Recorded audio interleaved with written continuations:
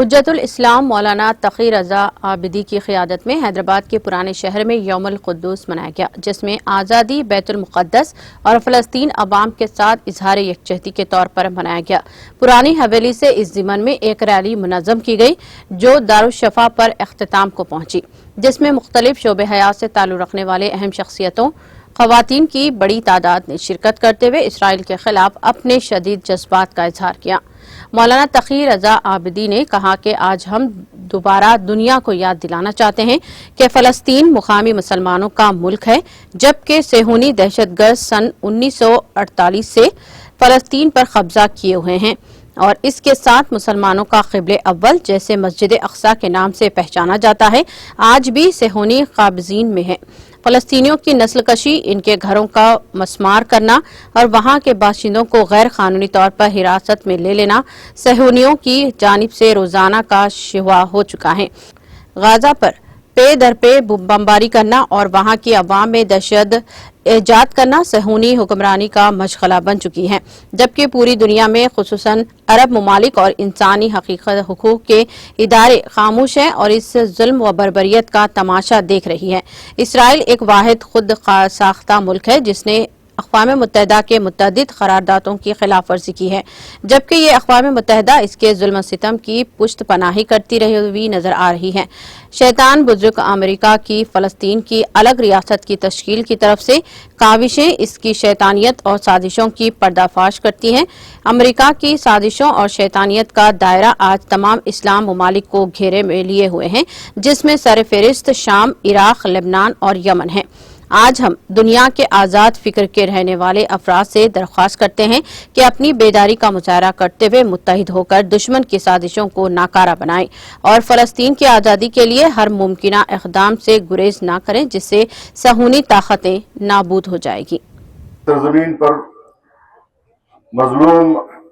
اہل غزہ کے لیے یہ پہلی ریلی ہے جو 6 مہینے سے مسلسل بربریت، مسلسل ظلم، مسلسل ناانصافی اور بے عدالتی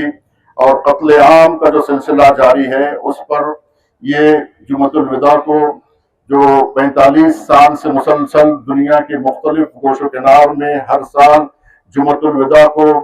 جو یوم القدس منایا جاتا ہے، وہ اس سال بھی الحمدللہ میں تمام ان ذمہ داران کا شکریہ ادا کرتا ہوں، چاہے وہ پولیس محکمے سے ہو، چاہے وہ حکومت سے تعلق رکھتے ہوں، کہ جنہوں نے پرامن طریقے سے یہ اجازت دی۔ ابھی تک 6 مہینے سے کوئی جلوس نہیں نکلا تھا، مسلمانوں کے جذبات، مسلمانوں کے احساسات کی ترجمانی نہیں ہو سکی تھی۔ الحمدللہ کہ اس وقت مٹھی بھر لوگوں کے جمع ہونے سے سارے لوگوں کی نمائندگی ہو گئی، سارے ہندوستان کی نمائندگی ہو گئی کہ آپ حضرات جو دور کھڑے ہوئے ہیں وہ لوگ بھی قریب آ جائے تاکہ نمائندگی۔ یہ اسرائیل کی موت ہے، ہمارا اتحاد اسرائیل کی موت ہے۔ ہم تمام مسلمانوں کا اتحاد اس وقت، وہ لوگ جنہوں نے تنہا چھوڑ دیا ہے غزہ والوں کو، جن لوگوں نے تنہا چھوڑ دیا ہے اہل غزہ کو، آج آپ کی نمائندگی یہ ثابت کرے گی کہ اہل غزہ اکیلے نہیں ہیں۔ اے اہل غزہ، ہم تمہارے ساتھ ہیں۔ آزاد تجھے کروائیں گے، آزاد تجھے کروائیں گے۔ یہ ظلم نیا نہیں ہے۔ اگر یہ یوم القدس نہ منایا جاتا اور یوم القدس جمعۃ الوداع کو ہر سال 45 سال سے بلا ناغہ دنیا کے مختلف شہروں میں، مختلف ممالک میں اگر یہ سلسلہ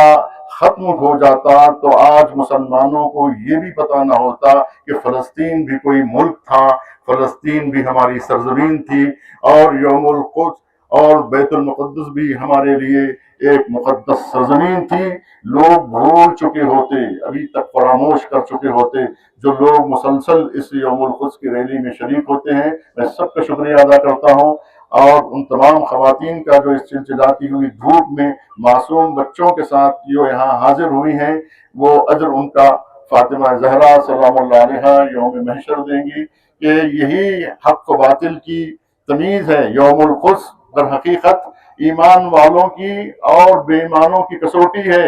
یہیں سے پرکھا جائے گا کہ مظلوم کا ساتھ کون دے رہا ہے اور ظالم کا ساتھ کون۔ دنیا 2 فرقوں